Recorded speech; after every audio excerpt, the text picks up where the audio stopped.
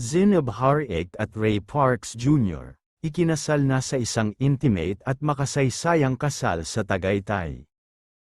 Isang makulay at punong-punong pagmamahala na kasal ang isinagawa nina Zeinab Harik at kilalang basketball player na si Ray Parks Jr. Noong kamakailan sa isang intimate Christian wedding ceremony na ginanap sa Crystal Palace ng Agila in the Sky sa Tagaytay. Sa kabila ng pagiging pribado ng seremonya, damang-dama ang init ng pagmamahalan at suporta mula sa mga piling panauhin na saksi sa simula ng panibagong yugto ng kanilang buhay. Ayon sa ulat ng PEP at iba pang mapagkakatiwalaang sources, mahigit 100 piling bisita lamang ang inimbitahan sa seremonya, na binubuo ng kanilang mga pamilya, matatalik na kaibigan, at mga malalapit na kasamahan sa industriya. Sa paglalakad ni Ray patungo sa altar, makikitang emosyonal ang tagpo habang kasama niya ang kanyang ina, na siyang nagbigay suporta at basbas sa kanyang desisyon na bumuo ng sariling pamilya. Nakasama rin sa entourage ni Ray ang kanyang kapatid na lalaki at babae, na parehong may mahalagang papel sa seremonya. Si Zeinab naman, na kilala bilang isa sa mga prominenteng content creator sa bansa, ay inihatid ng kanyang ama sa altar habang buhat ang emosyon sa kanyang mga mata. Isa sa mga pinakatampok na bahagi ng kasal ay ang paglahok ni Bria, anak ni Zeinab sa dating karelasyon na si Schoustek Lee, bilang isa sa mga flower girls.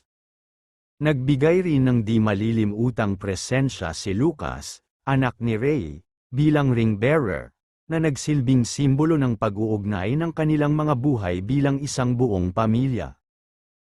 Isa rin sa mga pinuri ng mga dumalo ay ang seleksyon ng kanilang mga principal sponsors na kinabibilangan ng mag-asawang Tony Gonzaga at Paul Soriano, na parehong kilala sa industriya ng showbiz at media.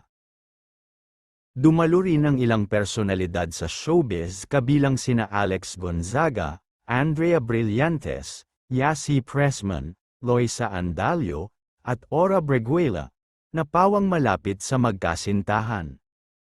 Matatanda ang inanunsyo ni Zeinab at Ray ang kanilang engagement noong Hulyo taong 2024, halos 2 taon matapos silang unang magkakilala noong 2023. Mula sa pagiging magkaibigan hanggang sa pagiging magkasintahan, sinubaybayan ng publiko ang kanilang pag-iibigan na kalaunan ay nauwi sa isang panghabang buhay na pangako.